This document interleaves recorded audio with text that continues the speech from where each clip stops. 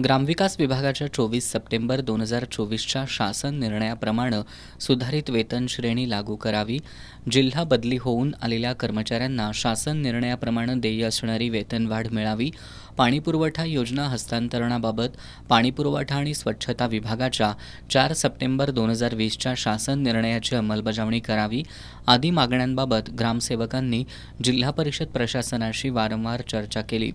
मात्र प्रशासनाकडून सकारात्मक प्रतिसाद मिळत नसल्याचा आरोप करत महाराष्ट्र राज्य ग्रामसेवक युनियन DNE 136 आणि महाराष्ट्र राज्य ग्रामपंचायत अधिकारी संघानं शुक्रवारपासून कामबंद आंदोलन सुरू केले.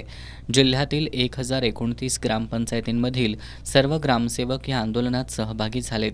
जोपर्यंत मागण्या मान्य होत नाहीत तोपर्यंत काम बंद आंदोलन सुरूच ठेवण्याचा निर्धार ग्रामसेवकांनी केलाय. काम बंद आंदोलनामुळे ग्रामपंचायतीचं कामकाज ठप्प झालं असून विविध योजनांच्या अंमलबजावणीवर त्याचा परिणाम होण्याची शक्यता आहे.